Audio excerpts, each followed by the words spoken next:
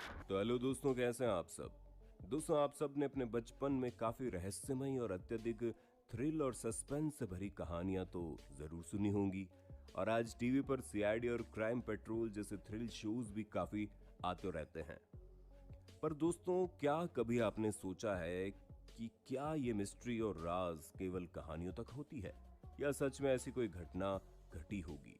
क्या सच में इतिहास में ऐसे राज और मिस्ट्री छुपी हुई हैं जो न केवल किसी इंसान के होश उड़ा देंगे बल्कि उसके रोंगटे भी खड़े कर सकते हैं? क्या कभी ये राज इतने अविश्वसनीय हो सकते हैं? दोस्तों, आप इस पर क्या सोचते हैं, हमें अपने विचार कमेंट बॉक्स में बताना। लेकिन आपके सारे सवालों के जवाब इस वीडियो में हम आपको जरूर देंगे।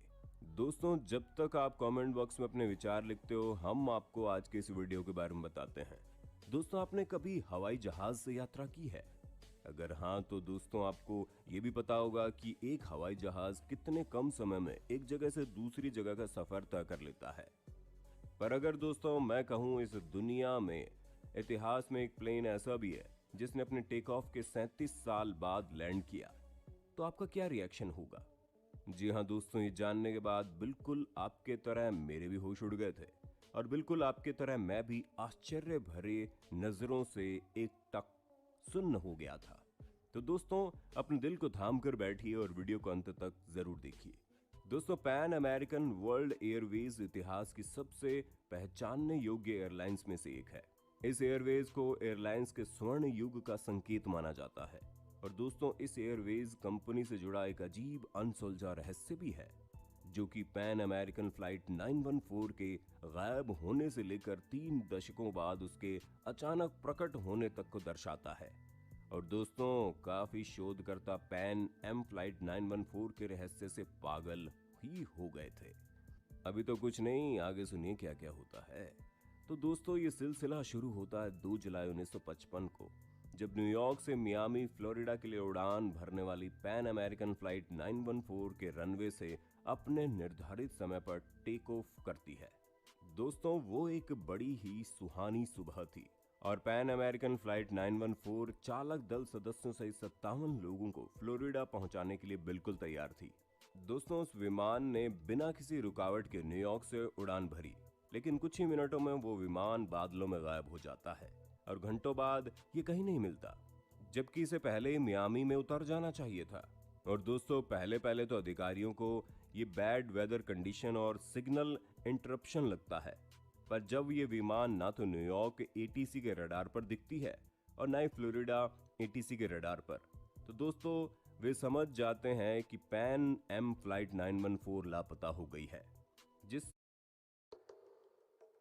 अदिति अपने ऑफिस में कॉन्ट्रैक्ट पढ़ रही थी, जिसमें कपल जिससे उसका अपना और किसी यात्री और चालक दल का कोई भी पता नहीं चल पा रहा।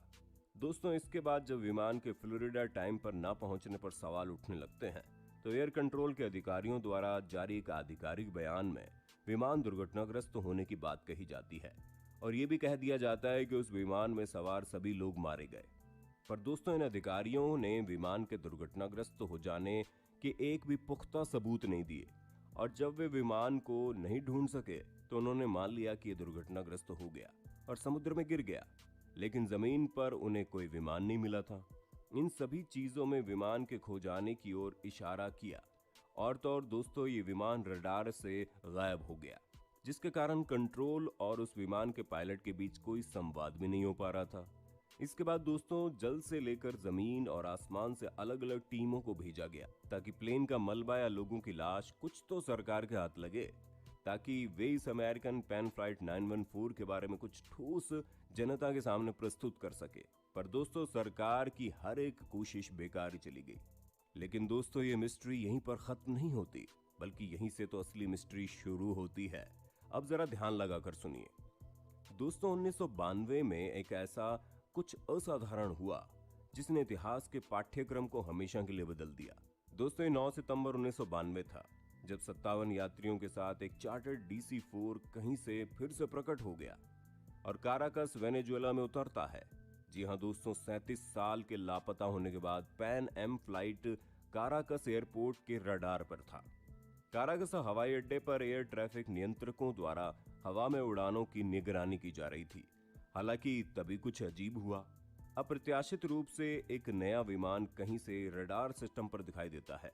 और दोस्तों, ये विमान जैसे ही पास आता है, एयर ट्रैफिक कंट्रोल के अधिकारी देखते हैं कि वो चार्टर्ड DC-4 विमान था। पर दोस्तों, शुरुआती उलझन तो तब शुरू हुई जब रहस्यमय विमान का पायलट टावर के पास पहुंचा और पूछा, हम कहाँ हैं?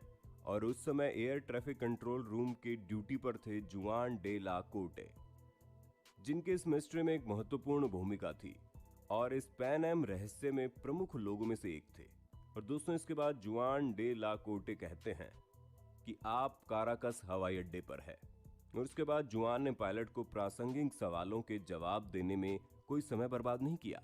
और दोस्तों, एक ही पल की देरी के बाद पायलट ने एक प्रतिक्रिया के साथ जवाब दिया, जिसने वास्तव में उस कहानी को अगले स्तर तक बढ़ा दिया। हम 4 और 57 यात्रियों के साथ चालक दल के साथ न्यूयॉर्क से मियामी के लिए पैन अमेरिकन एयरवेज की उड़ान 914 में है और हम 2 जुलाई 1955 को सुबह 9:55 पर मियामी में उतरने वाले थे, पायलट ने कहा। जुआन ने तुरंत पायलट को पुष्टि के लिए वो काराकस में आ गए हैं और वास्तव में उस दिन की तारीख 21 मई 1992 थी। दोस्तों, हालांकि पायलट ये सुनते ही घबरा गया और रहस्यमय तरीके से पहले ही कुछ देर के लिए विमान को रनवे पर उतारा और फिर अचानक से विमान को बिना टेक ऑफ क्लियरेंस के ही फ्लाइट को वापस हवा में ले गया और फिर कुछ ही क्षण में एक बार फिर से फ्लाइट 914 काफी रहस्यमय तरीके से एयर ट्रैफिक कंट्रोल की रडार की नजरों से ओझल हो गई। दोस्तों, इसके सिद्धांतों के रहस्यों को जानकर आप शायद सोच में पड़ जाएंगे। कुछ सिद्धांतों के अनुसार काराकस से अचानक प्रस्थान करने के कुछ ही घंटों बाद पैन एम विमान हवाई अड्डे पर उतरा, जिसने वास्तव में उन सभी दशकों पहले मियामी हवाई अड्डे के लिए उड़ान भरने का फैसला किया था।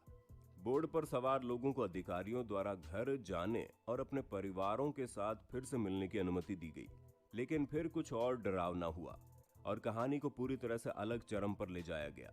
यात्रियों और चालक दल सहित सभी लोग पूरी तरह से वैसे ही दिखते थे जैसे 1955 में विमान ने उड़ान भरी थी।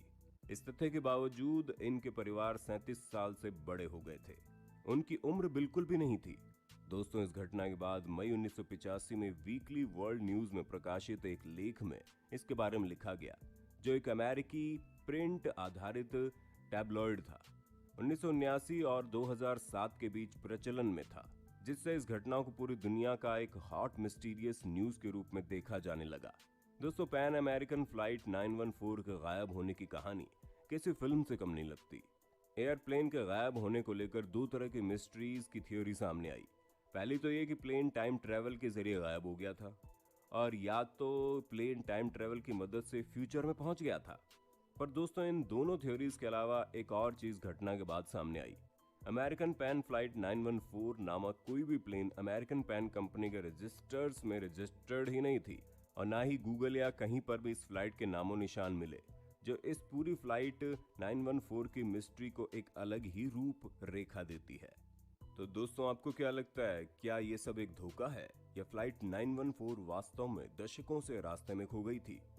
यदि उपरोक्त सत्य है तो उन सभी 37 सालों में विमान कहाँ था? विमान में सवार सभी लोगों ने उम्र बढ़ने के कोई लक्षण कैसे नहीं दिखाए? यदि ये सिद्धांत सही है तो सरकार द्वारा मामले की जांच क्यों नहीं की गई? हर रहस्य कुछ पेचीदा पहलुओं को जन्म दे देता है।